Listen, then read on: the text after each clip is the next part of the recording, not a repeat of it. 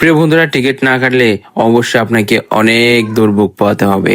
যদি একবার পুলিশের কাছে পড়ে যান, অবশ্যই পুলিশ আপনাকে জরিমানা আদায় করেই ছাড়বে বন্ধুগণ।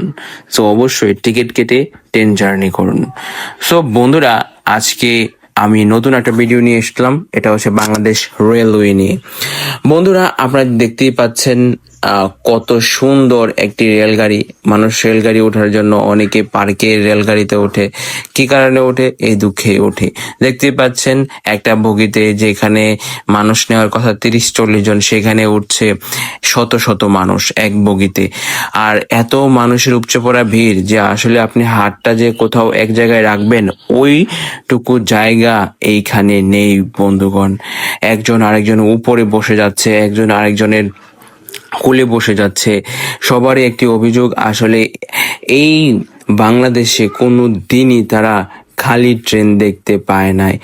এত জনবহুল দেশে কখনো কি ট্রান্সপোর্টগুলো খালি যাবে? যাবে না। বিশেষ করে বাংলাদেশ এর রেলগাড়িগুলো এতই উপচে পড়া ভিড় থাকে, যা আপনারা নিশ্চয়ই দেখতে পাচ্ছেন। আর কাকার ভাষ্যমতে দেখতেই পাচ্ছেন কাকা কি বলছে, একটু শুনুন। আসসালামু আলাইকুম কাকা।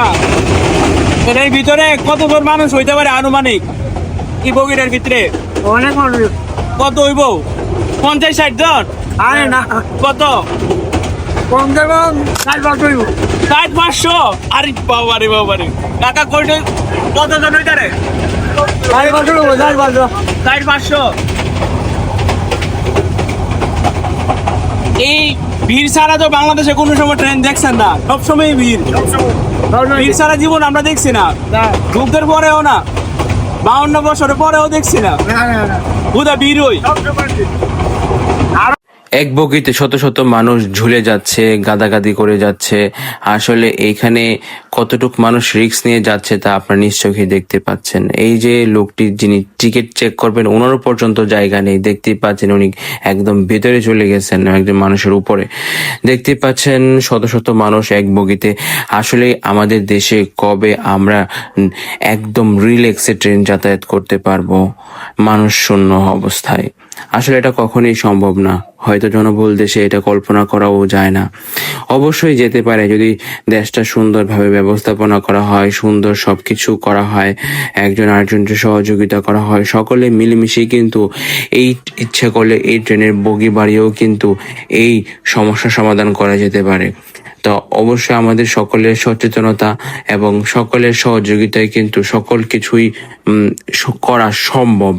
অবশ্যই একদম মানে একদম পরিচ্ছন্ন মন থাকতে হবে সকলের, একজনে থাকলে হবে না।